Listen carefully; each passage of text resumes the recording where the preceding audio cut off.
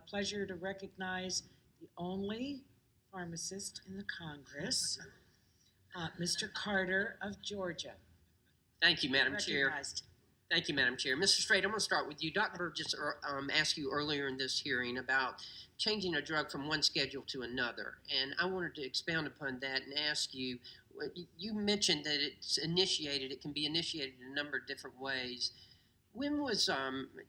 What initiated the change from hydrocodone from a C3 to a C4, or from a C3 to a C2? Do you know? Yeah, there was a petition from a doctor. From a doctor.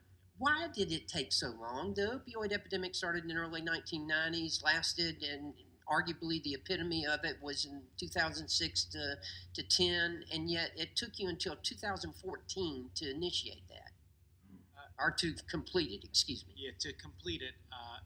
So I believe that that petition came in 2000. So why did you have to wait on a petition? I'm sorry? Why did you have to wait on a petition? We don't have to wait on a petition. Then why, with the opioid epidemic being as bad as it did today,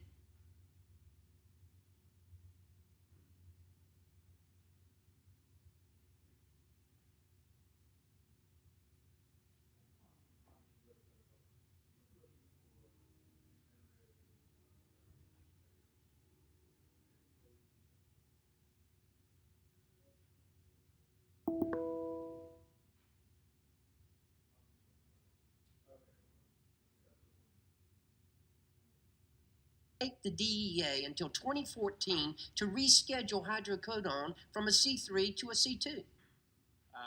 Well, actually, back when that petition came in, I would argue that a lot of folks in the medical community were actually concerned about access to opioids. And so a petition to reschedule marijuana, despite its potential for abuse and its actual abuse, kind of ran contrary to some of those other broader concerns by the medical community. Okay.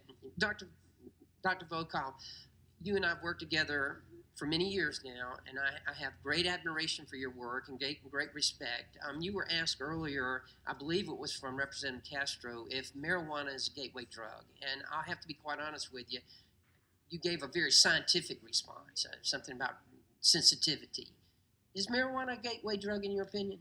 And I ask you that as a psychiatrist. You understand. We've had, in this subcommittee here, we've had panels of parents, of loved ones who have lost loved ones to opioid addiction, who have all said that it started with experimenting with marijuana. And indeed, most of the epidemiological studies show that the first drug of initiation is marijuana. And because of that, that's another big argument for saying why it's a gateway drug.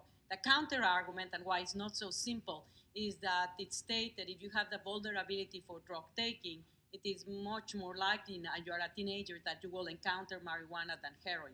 And ergo, you start with marijuana and then you go into other drugs.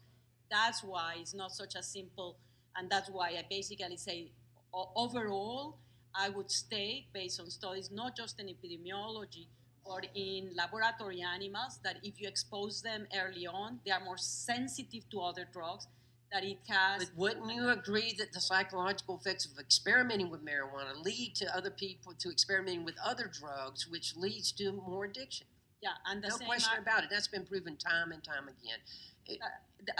But the same thing pertains to nicotine. So nicotine is another one. And what have we done with nicotine? We'll put limitations on it. And I want to cut to the chase.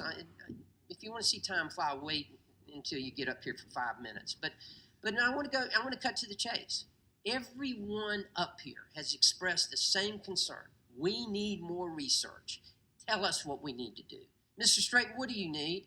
What do you need a Schedule 1A that's not going to have anything in it except for marijuana? That's fine with me. I'll create it.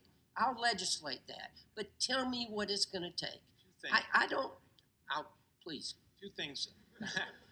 We have seen a 150% increase in the number of Schedule 1 marijuana researchers in the United States in the last 5 years. We are making progress. We want to do more, for sure. What do we need in terms of improving access to research? I feel as if this interagency group of folks here have worked collaboratively on a proposal that would actually do just that. And that is that proposal you mentioned earlier about fentanyls? Or Correct. Absolutely. Yes. It's within the can you, context of can you fentanyl. make sure we get a copy of that? I certainly. Because I want to see it, because we invite your input. We want to do the right thing. You know, I saw an article just here recently that said that there's actually the use of new research found opioids were prescribed less often in states where marijuana had been legalized for medicinal or recreational use. You know, as a practicing pharmacist for many years, I've always said that the only thing worse for me than filling a prescription for someone who doesn't need it is not filling a prescription for someone who does need it. If marijuana truly does have medicinal benefit, I want to use it. I am adamantly opposed to the recreational use of it. I think it is a gateway drug, and it should not be used recreationally. But if there are benefits to it, I want it to be used. All we want here, everyone has expressed the same thing throughout this whole hearing. Tell us how we can get this research done. Tell us how we can find out. It is the epitome of ineptitude that the federal government has it scheduled as a Schedule I drug, and 11 states have approved it recreationally. Embarrassing. Thank you, and I yield back.